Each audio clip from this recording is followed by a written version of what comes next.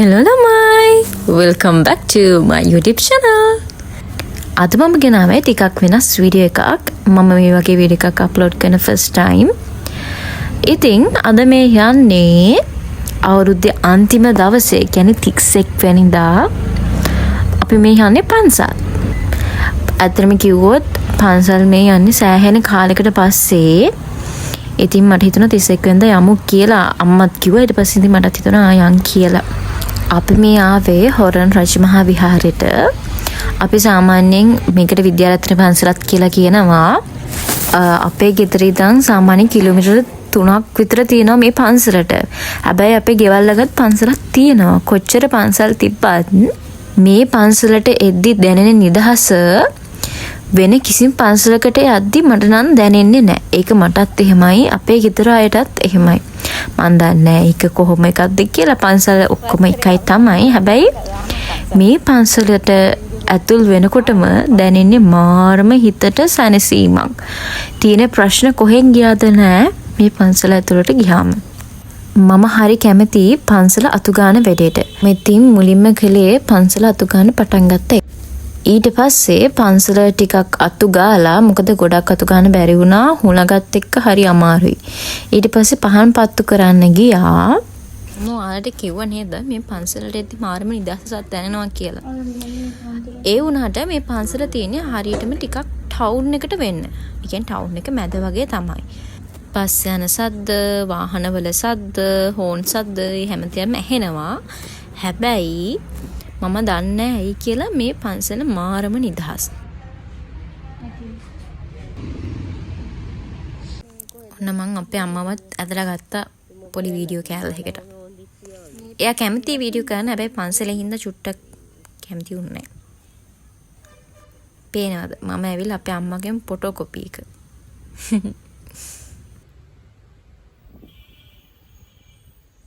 ගොඩ කාලෙකින් පන්සලට ආවේ. ඉතින් මට හිතුණා ටිකක් එහාට මෙහාට තනින් චුට්ටක් ගිහිල්ලා බලන්න ඕන කියලා.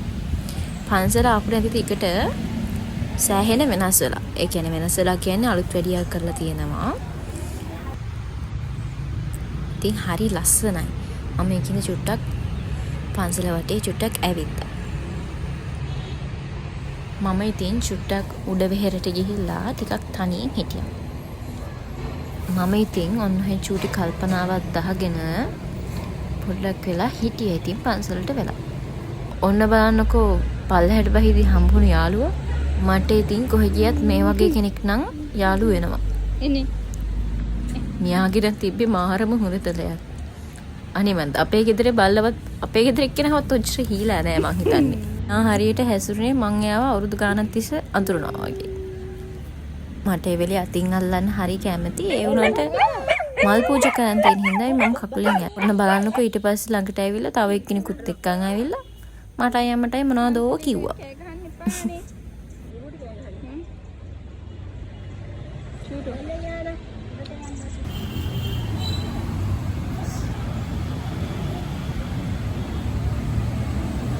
මම මේ පොත අරන් එන්න. ඈ? වෙනස් කරලා නෑ. බුදු අතර බුදු මන්දිරේ මේ ආය අලුත් ඩිය කරලා දැක්කේ නේද?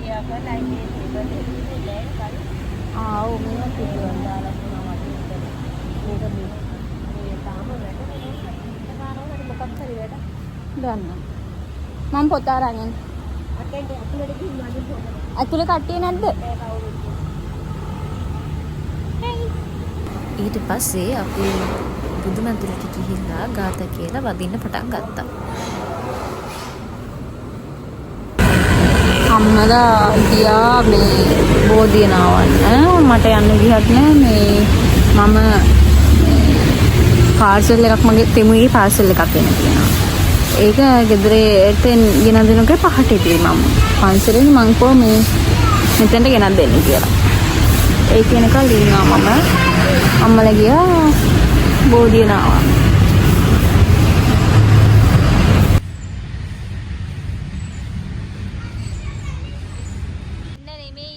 ආයෙ වටයක් දාලා එද්දී ආයෙ අපේ ළඟට ඇවිල්ලා මෙයා වාඩි වුණා. අනේ මන්ද ඉතින් යාලට හිතෙන්නේ නැත්නේ අපි යාලට ආදරේ කියලා. ඒකින්ද වෙනද ළඟට එන්නේ. අනේ ඉතින් අපි පන්සලෙන් එළියට යනකල්ම මේ දෙන්න අපිත් එක්ක මෙහෙම වාඩි වෙලාමයි හිටියේ. ඉතින් අපිත් ඒ දෙන්නත් එක්ක හිටියේ ටිකක් වෙලා. මට නැගින්නත් බැරිගේ වලට තව කතා මොනවද?